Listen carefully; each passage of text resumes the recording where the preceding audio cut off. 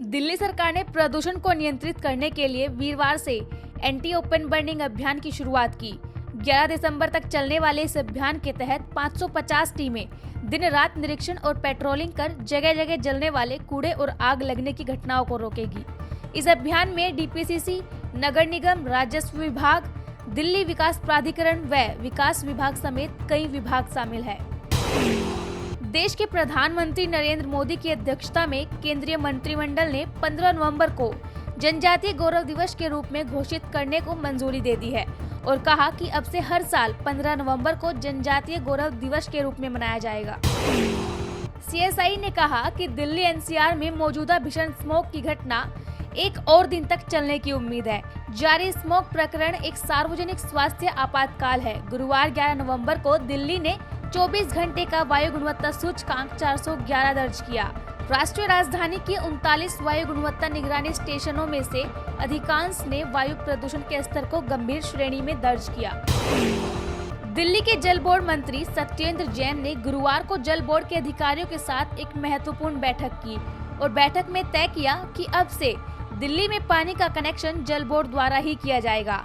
इससे बिचौलियों से लोगों को निजात मिलेगी। जहां जहां सीवर लाइन उपलब्ध है उस क्षेत्र के अंतर्गत आने वाले सभी घरों को सीवर कनेक्शन नेटवर्क से जून 2022 तक जोड़ दिया जाएगा। 11 नवंबर को दिल्ली के पर्यावरण मंत्री गोपाल राय ने केंद्रीय पर्यावरण मंत्री भूपेंद्र यादव को बृहस्पतिवार को फिर से एक बार पत्र लिखकर पराली जलाने के मुद्दे पर चर्चा करने के लिए एनसीआर के सभी राज्यों के साथ आपातकाल बैठक बुलाने का अनुरोध किया।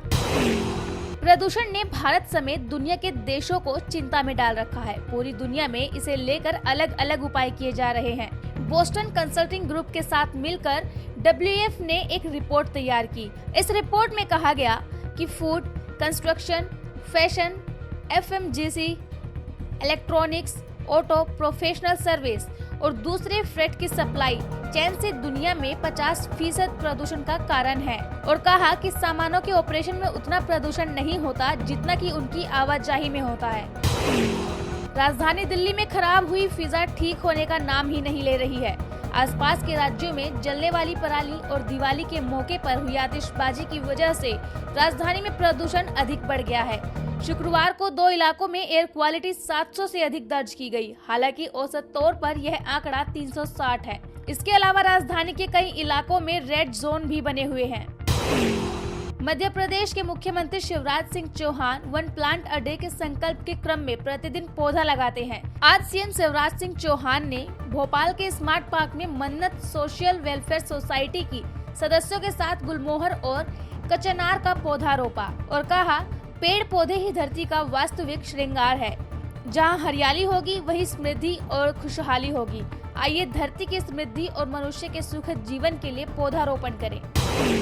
पिछले 24 घंटों के दौरान देश में कोरोना के 12,516 नए मामले सामने आने के बाद से देश में संक्रमितों की संख्या बढ़कर 3,44,14,186 हो गई, जबकि कोरोना से 501 लोगों की मौत के बाद मृतकों की संख्या बढ़कर 4,62,690 हो गई। तो वहीं उपचाराधीन मरीजों की संख्या घटकर 1,37,416 हुई, जो 267 दिनों में सबसे कम है।